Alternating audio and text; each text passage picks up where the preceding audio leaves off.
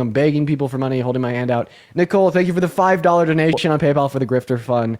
I just like you're doing right now. All these people. wait. So you think me thanking somebody for a donation is begging them for more? Yeah. Okay, wow. So if whenever you've been giving anything by somebody out of the kindness No, of I their work. heart, you never I thank work them for because if you don't myself. I thank them, work they for make you a myself. beggar. I don't sit on here all day. Wait, this is wait. Do you not think this is a real job? Because this is my job, sir.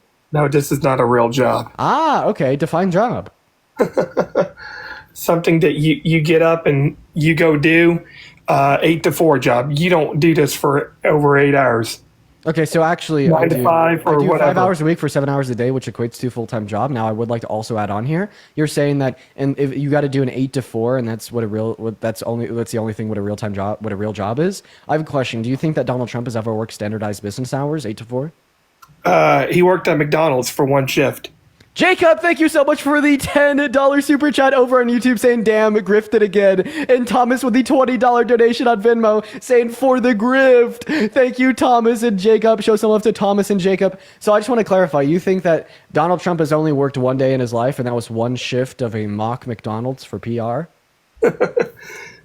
He's done more work in his life than you have, Mr. Dean. Wait, not if he's only worked one day. On your own definition, I mean, shit, I worked at Wendy's for a year, so what are we going to do now?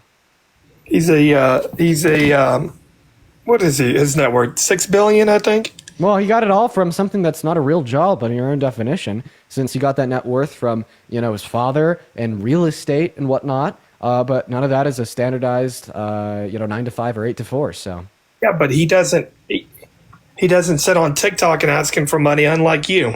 And you're so I allow individuals people. like public, like routes to support the stream, because that's the only thing in which allows me to dedicate so much of my time per day to it, and it's not just to support the live streams. Why don't you get a show like Charlie Kirk?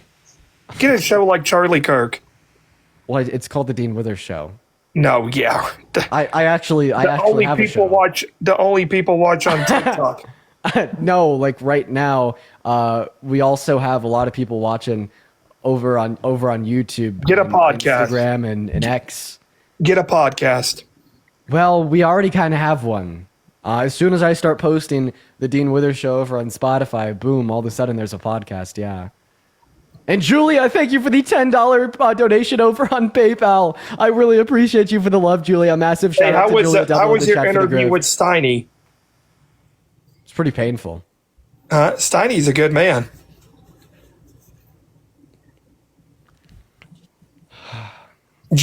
What's her name? Julia?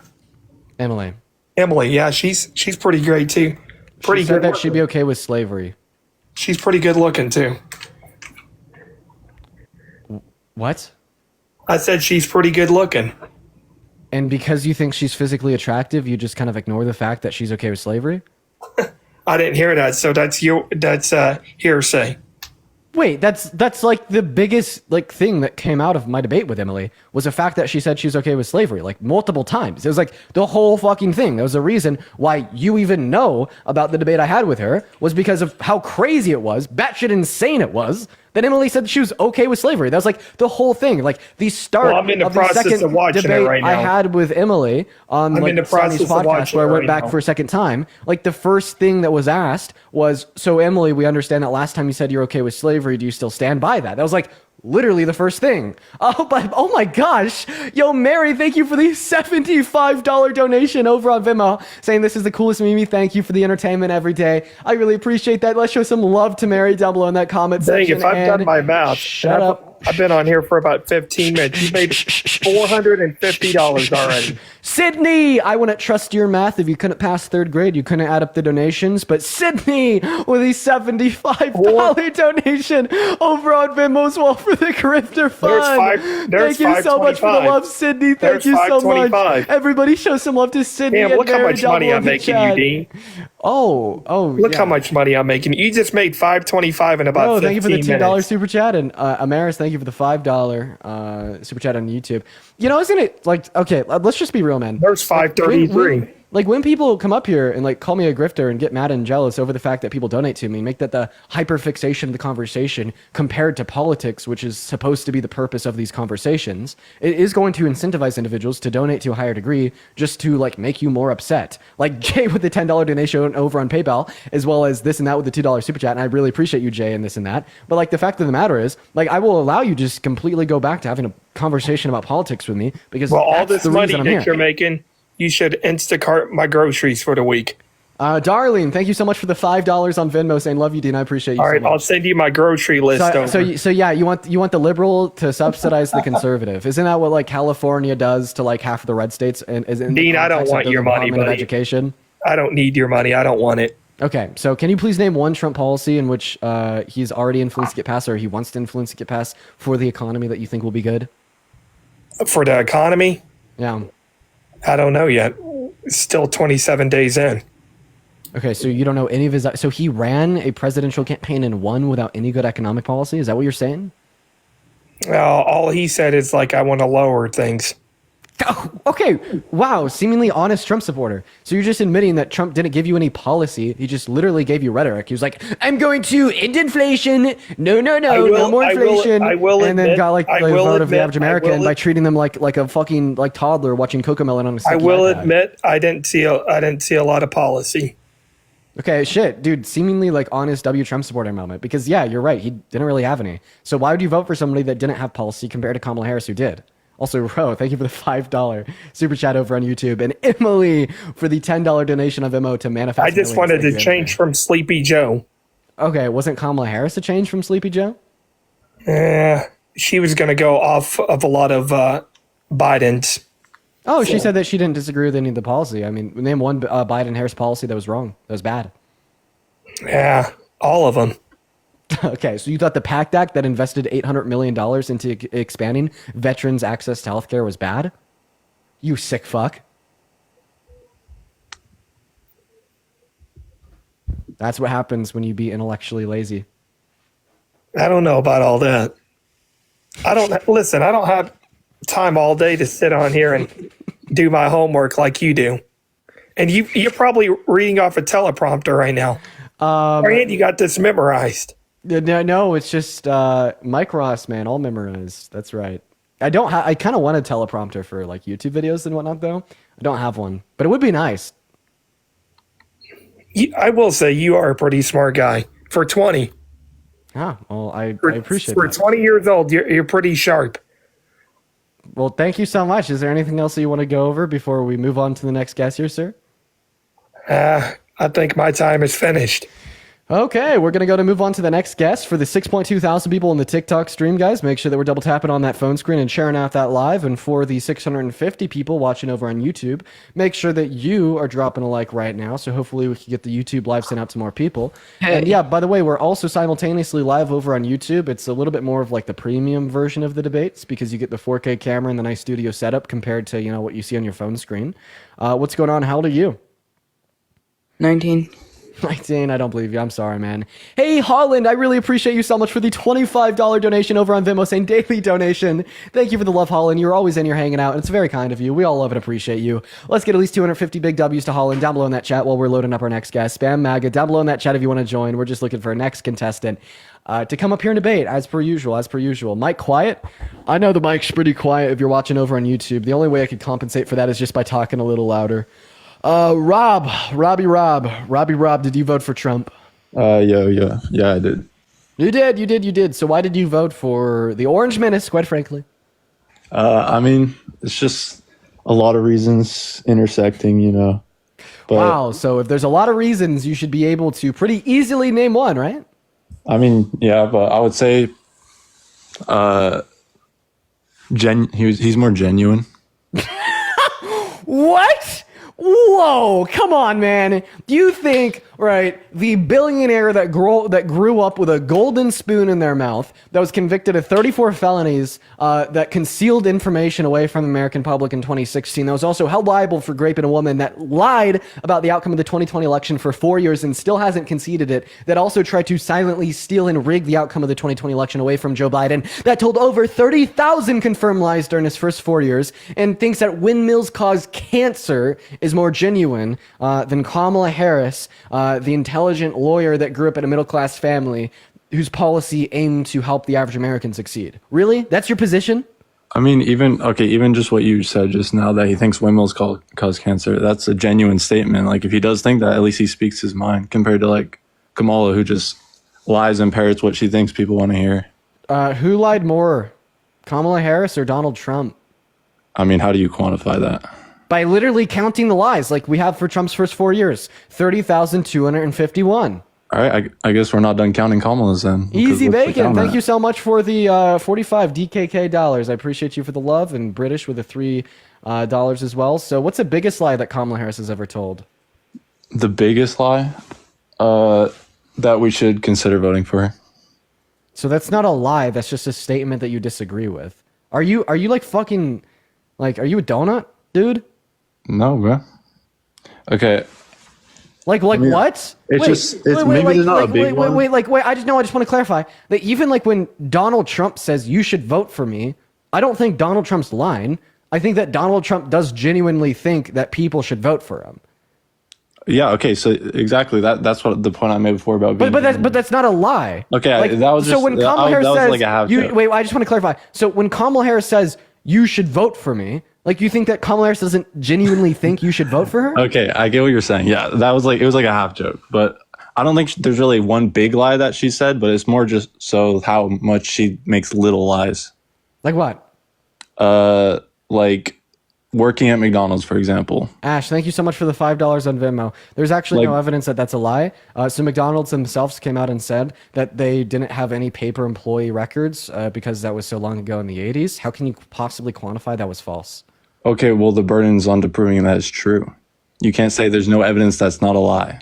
So if I say aliens but you are can't real. just I don't care if you choose to not affirm the fact that Kamala Harris worked at McDonald's due to the lack of employment records. And the reason I don't care is because I don't think it's a big deal. But you also can't assume the positive claim that Kamala Harris was lying with intention. Okay, you'd have to have evidence for that. Okay, I also said that that Trump was more genuine, not that Kamala didn't lie as much. Wait, I just want to test that. So, if you make a claim without evidence, you could assume that the individual that makes said claim is lying until evidence is presented. So, my parents. Well, you can't assume that they're telling the truth. Wait, Rob. So my parents are divorced. Are you saying that you have to assume that I'm lying until I give you evidence? I can't assume either way. Oh, awesome. So now we've already disproven what you just said. So you said it was a lie that she worked at McDonald's due to the lack of evidence that she did. No, right? A rational actor would say that you can't assume either direction, meaning that you can't assume that she's lying either. Okay, but why wouldn't she? She could have easily proved it. How? A pay stub, anything. Who, dude? I don't have any pay stubs. Wait. I don't have any pay stubs. An employee had the cost. I don't have any pay stubs from when I worked at Wendy's 3 years ago. Why do you possibly think she would have any pay stubs from when she worked at McDonald's close to 40 years ago? Or any coworkers like saying that they worked with her. I mean, there's Andrew, literally. Thank you so much for the $5 over on YouTube Super Chat. I do really appreciate you so much for the love. Like, I agree. Yeah, okay, it's far fetched, but the fact that there's zero evidence. Wait. I have a question. Do you think that you keep in contact with anybody that you knew from preschool? Preschool? Yeah. No. No. Okay. So how old are you? 21. So you were in preschool, like, let's just say 17 years ago. So you can't keep in contact with people that you knew from 17 years ago, but you're saying because she can't keep in contact with people that she knew over 40 years ago, that means that she was lying. So are you saying that I shouldn't believe that you went to preschool unless I could actually have you bring up somebody that you went to preschool with to have them advocate for you? Well, I feel like you make more meaningful interactions when you're older than when you're in preschool, and you get to know people a little bit better. Wait, I mean, I worked at Wendy's. I don't think I'd be able to give you the contact information of anybody that I worked with. And if I was running it for president, I wouldn't really want to, because that would just induce. No, you don't have to. No, not. Okay, but you're really stuck on this point. You genuinely I'm trying to get out. No, how about Rob? You shut the fuck up while the real man speaks. So I just want to clarify that you think that she needs to provide evidence of the fact that she worked at McDonald's 40 years ago. And if she doesn't provide evidence, she's a liar. So why don't you hold Donald Trump to the same standard, you fucking spineless hypocrite? I cannot deal with the hypocrisy radiating off of you right now. It's like when Donald Trump says that Biden literally rigged the outcome of the 2020 election and stole it from him, launching the largest coup in modern American history. 70% of Republicans believe him, even though 63 handpicked courts by himself proved him wrong, and he was never able to generate any evidence for the fact that Biden stole the election. Yet 70% of Republicans, right, just willfully agree and believe him, and that actively erodes our civil and electoral processes while undermining our democracy. And I bet you either believe Donald Trump yourself, or you just are absolutely indifferent and don't give a shit to the biggest internal attack on the American democracy since the Civil War. But then as soon as Kamala Harris says that she worked at McDonald's 40 years ago once, right, it's the biggest fucking scandal in politics in modern American history. Like, oh my God, okay? First of all, we have no evidence to assume that Kamala Harris was lying. None at all. I couldn't give you a pay stub from me working at Wendy's 3 years ago. Why should she be expected to give you a pay stub from 40 years ago? But let's just assume that she was lying. She lied about working at McDonald's in the 80s. Donald Trump lied about winning a goddamn election. This is like comparing a 14-year-old that stole a candy bar from a gas station to Jeffrey Dahmer and saying Jeffrey Dahmer should be in charge of the police station. Meanwhile, the 14-year-old should be sentenced to death. Are you kidding me?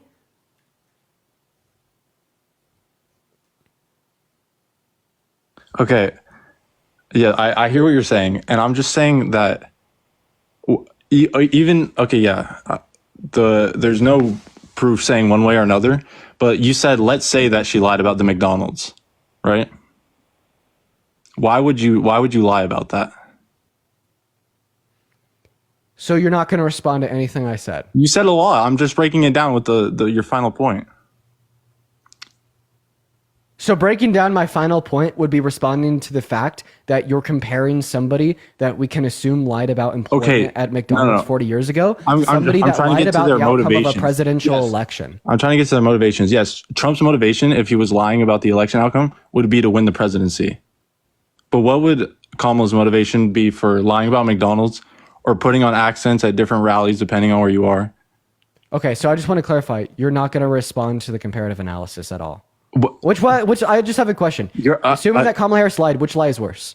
Lying about employment 40 years ago at McDonald's, or lying about the outcome of an election for 4 years straight, convincing 70% of the Republican voter base that we shouldn't be able to trust our civil and electoral processes? Which one?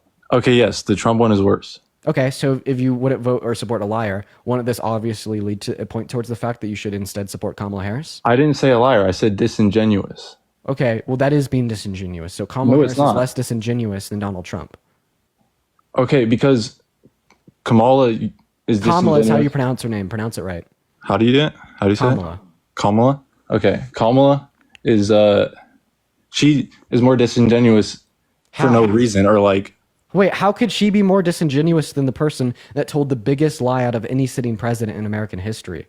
Because you can ask the question, why did he tell that lie, and get an answer. No, he won't even tell you that it's a lie. Okay, but like you won the election. You understand the answer if I asked you why did he lie about that? Wait, are you saying because there's like clear motivations for the lie that he's thereby being genuine? No, I'm saying that there's clear motivations for both. There's clear motivations for both, but hers is pandering versus his is trying to reach his ends. I mean, here we're assuming that both of them are lying. So Kamala Harris is like pandering to the average voter, and Donald Trump not the average voter, just her audience. Democracy. Okay, but we're assuming that both are lies. You presuppose that. we are assuming that both are lies. Like, you presuppose that. No evidence that we should assume Kamala Harris's statement about employment at McDonald's was a lie. I mean, there's no evidence. If that's the metric, then there's no evidence about Trump's being a lie either. Yeah, there is evidence about Trump's being a lie. What's the evidence? You understand that when you ask me what's the evidence that Trump was lying about the outcome of the 2020 election, you're essentially asking me what's the evidence for Biden winning the 2020 election? Do I need to verbalize the evidence for Biden winning the 2020 election? Is it okay? Do I need to verbalize that? I'm so sorry, man. No. Do I need to speak that with words? Really? You need me to do that? Okay. I'm so sorry. I was listening. Is it one second? Is this a debate or fucking preschool? Okay, I understand what you're saying, but earlier, you guys, someone you were talking to with earlier, you guys got to the point about illegal Wait. Name one policy passed through Congress ever. The 13th Amendment, Which is? the Emancipation Proclamation. Thank you so much for the $2 over on YouTube Super Chat. I really appreciate you so much. Or maybe I'm mixing these up. Just the freeing of the slaves.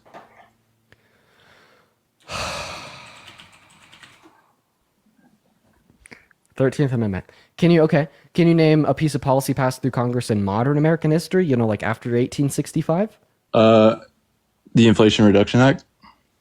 What did the Inflation Reduction Act do?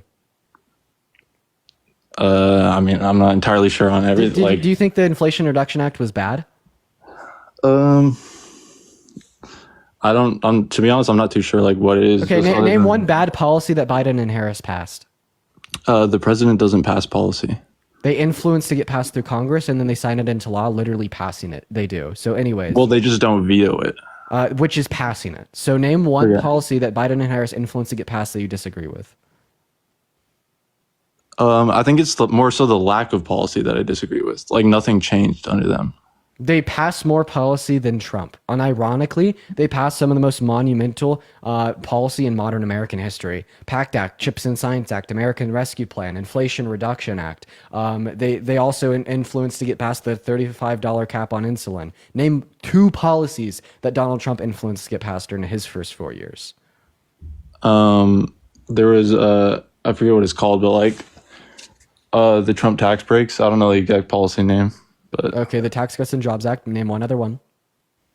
Adam, thank you for this $10 super chat over on YouTube. I really appreciate you for the love. Okay, so I was able to name 7 policies that Biden and Harris passed. You were able to name one policy that Trump passed. That was a bad policy, and you think that they did less than he did? I mean, you do this. Bro, Rob's pissing me off. Can a sentient human truly believe that lying about working at McDonald's 40 years ago is worse than lying about the outcome of a presidential election? I know that we're past that conversation, but can a sentient human really believe that? That's like saying stealing a candy bar from a gas station, as I brought it before, is worse than being a serial killer. I can't believe it. Okay, yeah, Rob's running away. We're gonna move on to the next guest. But that really upset me. If you couldn't tell, that's obviously just pure blamed fucking political propaganda. I can't believe it. Also, Michael, thank you for the 10-pound super chat over on YouTube. That's very kind of you. Thank you so much. Saying is MAGA cult, I'm British. There's definitely a lot of members that voted for Trump that can identify with cult-like behaviors, as well as Kennedy. Thank you so much for the $25 donation over on Venmo. That's very kind of you, Kennedy. Let's get at least 250 big W's for Kennedy down below in the chat, and thank you so much for the love. Huge shout out, Kennedy. What is up, Derek? Did you vote for Trump? Yes, sir. Awesome. And why did you vote for Trump, sir? Man, to me, it was a kind of lesser of two evils, and we've got to get our government spending under control. And I loved the super team that Trump put together, and he's not my first pick. I'm not a big Trump fan. I would love to see a Vivek ticket, to be honest, but I think it's the direction we needed to go. Great. So if your main issue is government spending and you wanted to reduce government spending, well, then you should have comparatively voted for Kamala Harris. I can promise you that government spending would have been lower under a Kamala Harris presidency compared to Donald Trump presidency, and here's why. Even though Doge does exist, assuming Doge's most liberal estimate insofar as how much they could cut off of government expenditure, which is coming from Elon Musk, which I shouldn't trust, but nonetheless, it's $2 trillion. Let's just take one policy of Trump's, that being his renewal of the Tax Cuts and Jobs Act. The CBO estimated that to cost $8.4 trillion, and that was then accepted by J.D. Vance on the vice presidential debate stage. If we just take the $2 trillion Doge could possibly cut off of the $8.4 trillion under another 10 years of the TCGA, Donald Trump is still adding a net $6.4 trillion to our country's debt with one piece of policy. Not all, just one. And all of Kamala Harris's policy costs less than $6.4 trillion. In fact, the Biden-Harris administration spent less than $6.4 trillion at $4.6 trillion. So it is the case that the Trump administration, even when we would consider the downward pressure of Doge on government expenditure, is higher than that of what was proposed under a Kamala Harris presidency. Not exactly. Harris had changed her stance several times, as you probably know. One of them being that she wanted to increase tax to bring in universal health care. She also wanted to do, was it 25,000 for new homeowners? So she didn't advocate for universal healthcare in the 2024 election cycle. I wish she did. Her only healthcare policy concerned limiting the amount that any American citizen could pay out of pocket for pharmaceuticals to $2,000 per year. Then yes, a part of her economic plan included a $25,000 subsidy for any first-time homebuyer for new construction. And that factored into the totality of her $3.4 trillion spent on economic policy during her presidency, or her proposed presidency, which is still half than the net $6.4 trillion that government expenditure would have gone up under Trump's presidency, assuming that Doge was able to cut $2 trillion. Yeah, well, and they're still cutting. I mean, they are obviously. Can you agree some of the spending they're finding was a little ridiculous? Well, I think that's like an entirely different conversation than is Doge overwhelmingly effective, and would government expenditure be higher or lower under Trump compared to Kamala Harris? I thought we were having a discussion about what presidency would be better for the government expenditure, but instead you want to direct this conversation into the like billions of dollars that Doge has already cut. Is it ridiculous? Like, which way do you want to guide this conversation? I'm just the future of the country. What are we, 800 billion a year that we pay in interest on our debt?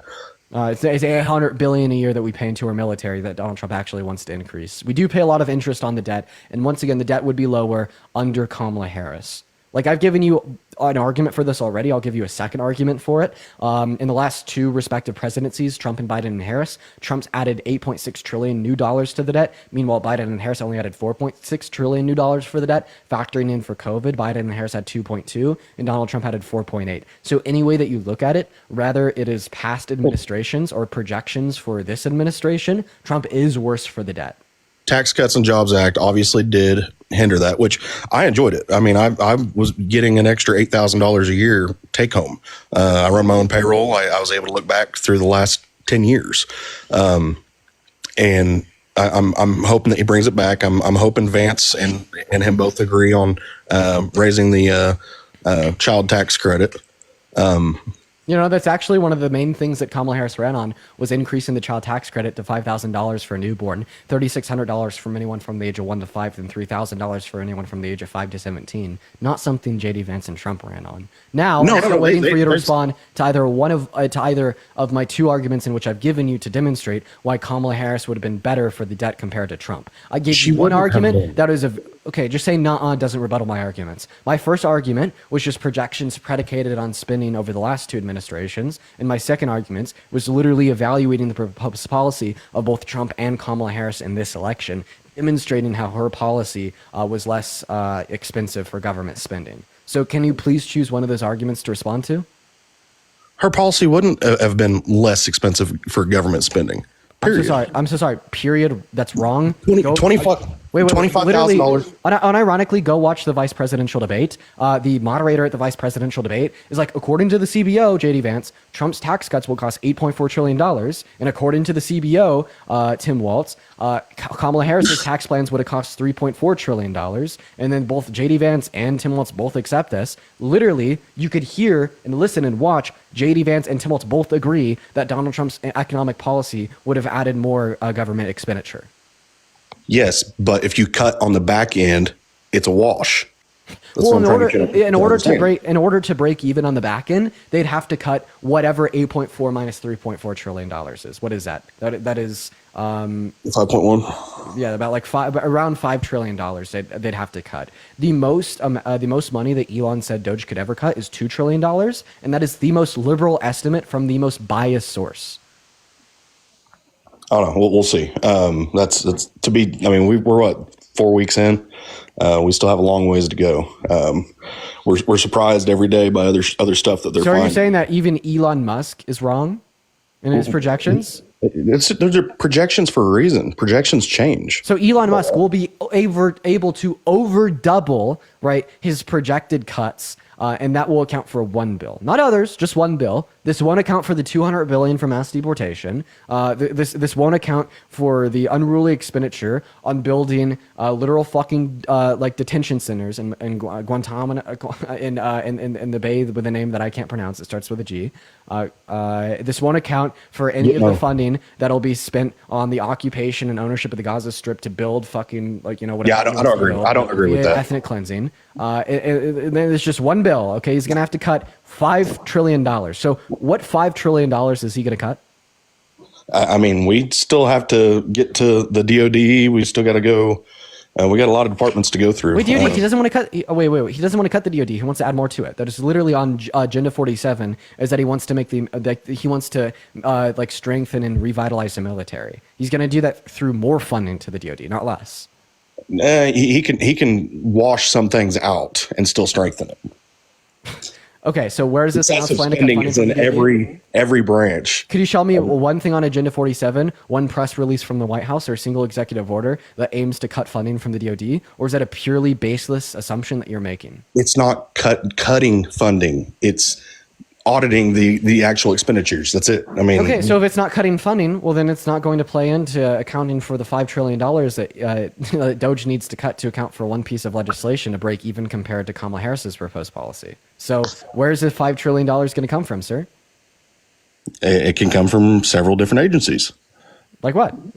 I'm telling you, they're just getting started. Why don't you just give them some time? Okay, so you're basically saying you are so that you have no evidence. I just want to hatred clarify. No, I'm just rational because you're basically saying that you trust that they're going to be able to do this thing, even though they themselves have stated they won't be able to do it, and you have no evidence that they will be able to do it. Like you're literally treating the Trump administration like a goddamn religion.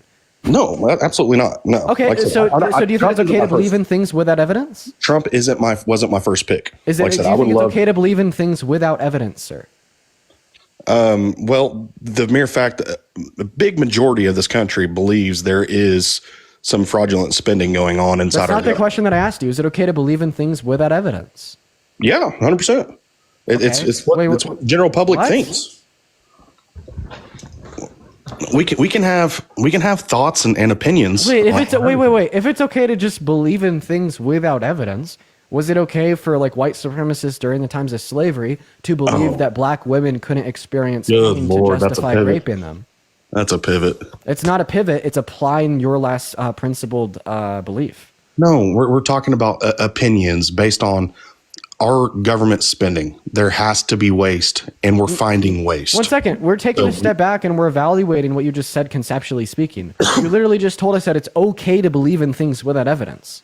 Yeah, I'm telling Okay, you that I believe there's I just want to more. ask a quick question. If it's okay to believe in things without evidence, why can't I just believe that Kamala Harris would have been a better president? The evidence will come with the investigations and the audits.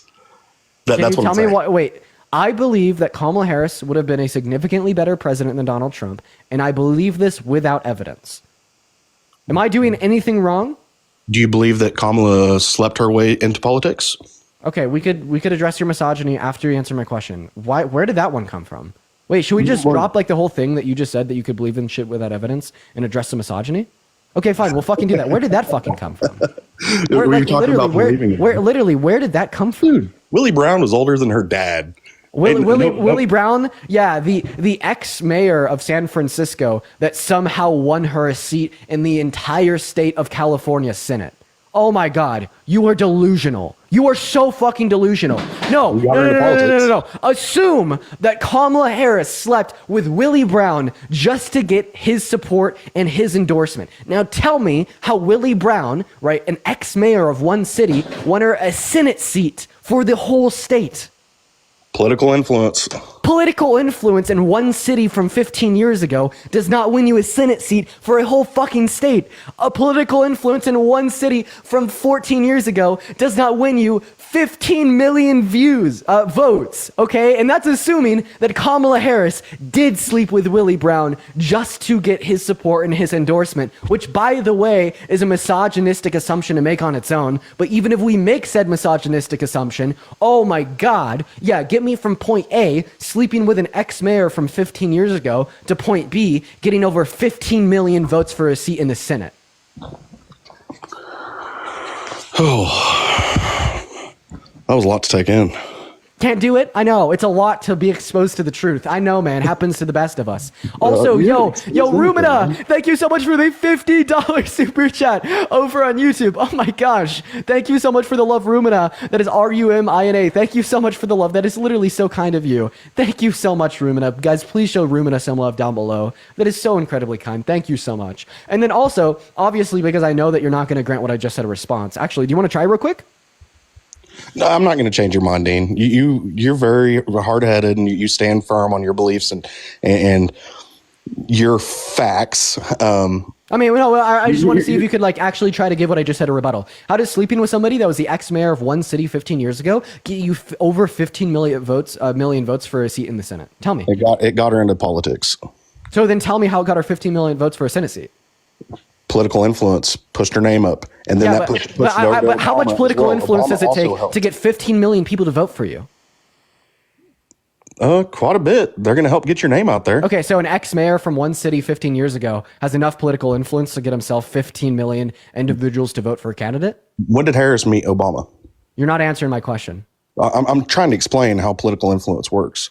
And I want you to explain how sleeping with a man 15 years ago, sleeping with a man that was mayor 15 years ago gets you enough political influence to win a state Senate seat. That got her into politics. Wait, you think her sleeping with Willie Brown got her into politics? Yeah, pretty much. Okay, go ahead and give me an argument for that.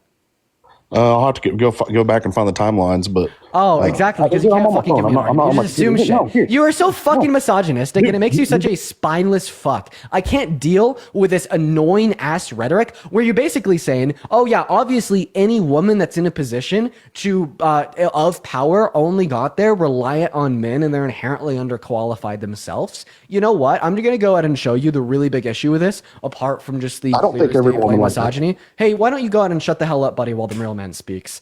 If she was only in that position because she slept with men, no, I'm going to pick on you as an adult though. So if she slept with men to get in her position of power, and that is the only reason she was there, not because of her qualifications, not because of her competency, not because of her intelligence, and not because of her proposed policy, then explain to me why she was a significantly better candidate than Donald J. Trump, okay? Because you would expect, right, this person with no qualifications that got into that position just because they were fucking other people, right? To like have like the worst presidential campaign of all fucking time, okay? Or at least run a worse campaign than the other individual, which is obviously a very self-successful businessman that is only there because of their qualifications.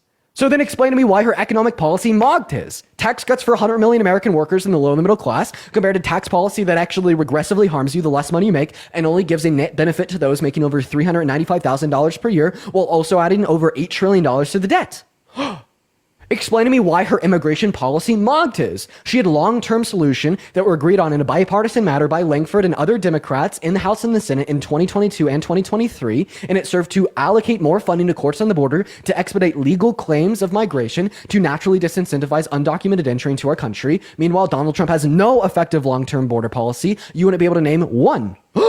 Tell me why she was the only candidate in the race with housing affordability policy. The whole $25,000 subsidy thing for newly developed homes, yeah, that's going to increase the overall housing supply by upwards of 2 to 4 million houses in the next 48 years. What did Trump have? He had tariffs that would make lumber from Mexico and lumber from Canada and steel from Mexico more expensive, making new constructions more expensive, meaning that he's actually not going to decrease the pricing of new houses. He's going to increase the prices of them. Oh my God, that's fucking crazy. So yeah, the person with no qualifications that only fucked men to get in the position that she was had better policy than Trump. Go and explain to me how that one works there, bud. Dean, are you okay? Oh, I'm perfectly fine. In fact, I'm fucking. You got blood pressure cuff there? You can check yourself real quick. I mean, do you have like I don't know, like a third grade math test so you could see if you could pass? You do that, I'll do the blood pressure. I got you, man. I got you. So why don't you go ahead and respond to what I just said? I'm waiting. So one point you just made was about the tax cuts. It was only for the upper class through Trump. No, it lowered taxes for everyone across the board. I have employees that make $30,000 a year. I have employees that make $60,000 a year. They all took home more money. Period. Okay, well, obviously you weren't listening to me, but I'll go ahead and break it down once more. So I was talking about his proposed economic policy for this administration. So he ran on the TCJA again, of course. However, this time he also ran on the implementation of blanket tariffs. And when we consider the tariffs alongside the tax cuts, which already disproportionately benefit richer individuals, right, we come to the conclusion that it actually harms anybody making under $395,000 per year because of said tariffs. And this isn't just a baseless claim made by Dean Withers. This is actually coming from the Institution on Economics and Taxation. If you want to be able to research this yourself, just go on Google, look up Institution of Economics and Taxation in tangent with Donald Trump's tax cuts. And I mean, you could see a visual graph to demonstrate this as being true, while also understanding the fact that when we impose blanket tariffs, that disproportionately hurts you the less money you make because you spend a greater proportion of your income on the bare necessities to live, which are impacted by those tariffs. Meanwhile, the tax cuts as a whole disproportionately benefit you the more money that you make, making it regressively detrimental to the average American and other Americans in the low and the middle class. So, Dean, you know what the purpose of tariffs are, right? Well, they're different for everybody. Some people say that they're a tool for negotiation. Some people that they say that they're protectionist policy to reindustrialize America. What do you think the purpose of them is? I'd also like to thank real quick Thomas for the $20 super chat over on YouTube. Thank you for the love over there, Thomas, as well as Michael, the £20 super chat over on YouTube. Thank you for the love, Michael. This and that with the $2, as well as Mocha with the $2 as well. Happy birthday, Mocha. But yeah, feel free to take it away and respond.